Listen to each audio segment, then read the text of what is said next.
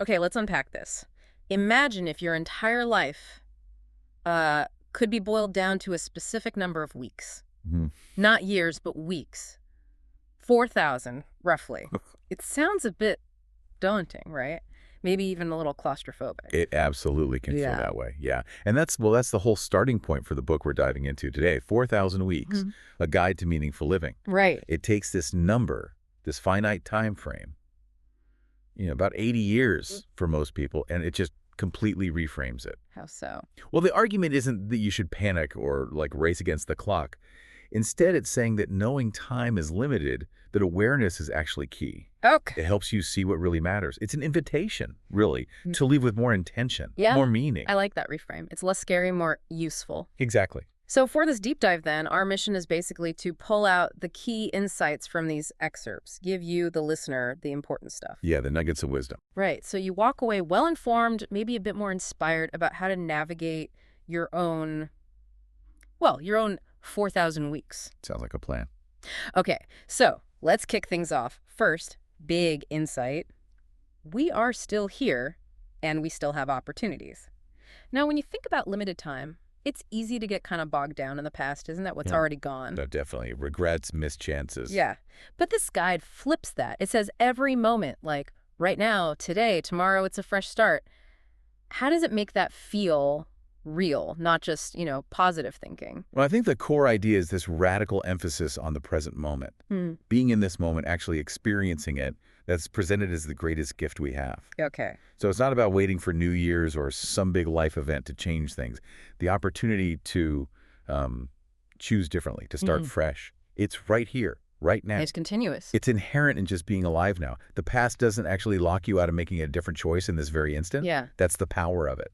That is powerful. And if we accept that continuous opportunity, it leads nicely into the next point. Do what matters to your heart. Sounds simple, right? Deceptively simple, maybe? Yeah. Because we get so much advice, so many expectations thrown at us, how does the book suggest we actually figure out what truly matters to us? It really pushes for listening to your internal compass, rather than just ticking boxes based on what everyone else says you should do. Mm-hmm. The guide makes it pretty clear. When what you do aligns with your deep values, your feelings like spending real time with people you love or getting lost in work you care about or helping others, Yeah. life just feels more meaningful. It's not something you find out there. It sort of emerges from living authentically. And the flip side is feeling out of sync, I guess. Exactly. No matter what you achieve by external standards, if it's not aligned inside, something feels off. That's the cost. Okay, and speaking of external stuff, here's a trap I think we all fall into. Happiness doesn't need to wait for everything to be ready. Oh, the I'll be happy when syndrome. Yeah. Totally. When I get the promotion, when we buy the house, when I finally save X amount of money, what's the book's answer to that constant waiting? It kind of asks, well, what are you really waiting for? It argues that happiness isn't actually about having everything perfectly lined up in the future. It's about now. It's about seeing the value, the richness in what you have right now. It really champions the small stuff. Like what? The simple things. That first coffee in the morning, feeling cozy, hearing the rain. Those little daily joys. They're not trivial. They're the actual texture of a good life. So chasing the big when just means missing the now. Pretty much. You're deferring living, in a way. Which brings us right back to presence. Be more present. Easier said than done, especially now. Our minds are always jumping ahead or replaying the past. It's constant, isn't it? The mental chatter. So what's the practical advice here? How do we actually do that? The book's solution is, well, it's mindfulness, but presented very simply. Not like hours of meditation. Not necessarily. It gives these really concrete examples, like really listen to the wind, feel the sun on your skin, actually taste your lunch. Ah, okay. Sensory stuff. Exactly. Yeah. These small acts of paying attention, they act like anchors. They pull you back into the present moment. Where life is actually happening. Precisely. Because the past is gone, the future isn't here yet. Real life only ever happens right now. That feels so important, especially with digital life pulling us everywhere, which leads straight to compare less. Oh, yes. Social media comparison. It's brutal. You only see the highlight reels, right? The perfect vacations, the promotions. It can make you feel pretty inadequate. Totally draining. The book's insight here is about reclaiming your focus. How so? By understanding that comparison is basically a waste of your very limited attention. When you really accept that everyone's on their own path, with their own timing and their own hidden struggles. Even if it doesn't look like it online. Exactly. Then you can stop looking sideways and put that energy back into your journey. Hmm. What actually matters to you? It's strategic, really. Conserving your focus. Okay, focus on your own path. But that path, it's not always clear, is it? Which brings us to uncertainty is normal. Right. And we tend to fight uncertainty, don't we? We want plans, guarantees. I want control. We do. But the book argues that this fight against uncertainty actually just makes us more anxious. Because uncertainty is just reality. It's just part of how things are. We can't predict everything. And trying to is exhausting. The freedom comes from accepting that. Accepting the unknown. Yeah. Embracing it even. Not as an enemy, but just as the way life works. It makes you more flexible, more relaxed. You save energy for what you can actually influence. Okay, so that leads right into the next one.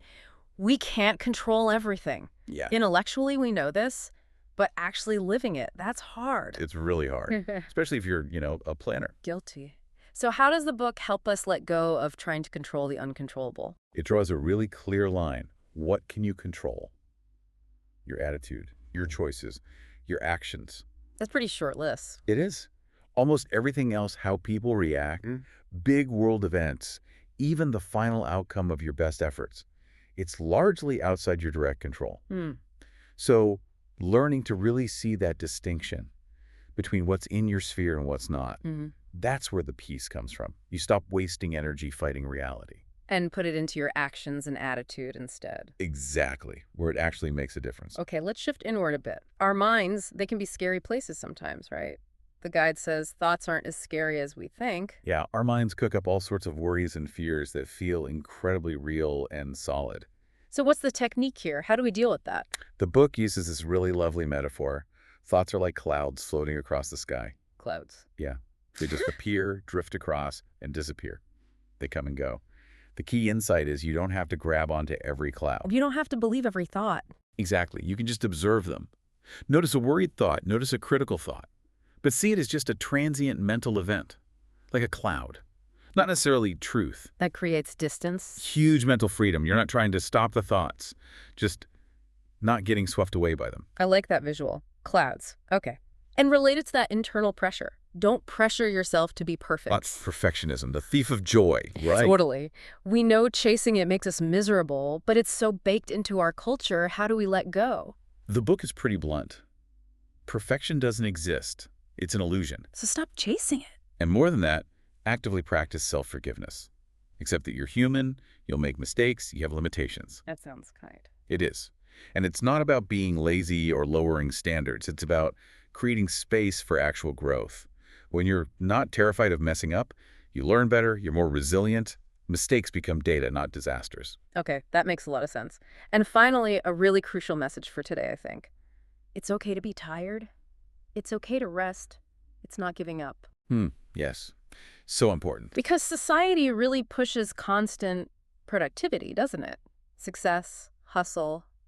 Resting feels like failing sometimes. It does. And the book pushes back hard against that. It says accepting your need to recharge isn't weakness. It's not giving up. And absolutely essential. It's an investment in actually being able to keep going sustainably, taking care of your body, your mind. That's not laziness, it's wisdom.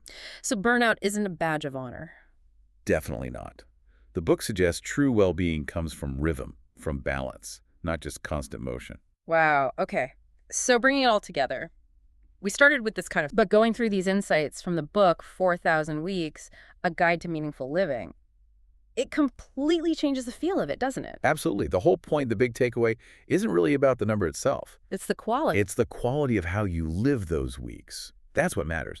The book makes this really compelling case that if you use the time you have mindfully, doing what matters to your heart, being present, connecting with people, showing yourself kindness, then 4,000 weeks is actually enough. Enough for a full life. More than enough. Enough to create a rich, complete, valuable life. So for you, listening, really taking these ideas on board, understanding them, accepting them, it really could lead to a happier, maybe a more peaceful way of being. Definitely. So as you think about your own weeks ahead, maybe just consider what's one small shift, just one thing you could do differently today inspired by this. Hmm. Could you be a little more present? Let go of a comparison. Forgive yourself for not being perfect. What will you choose to do with these precious finite weeks?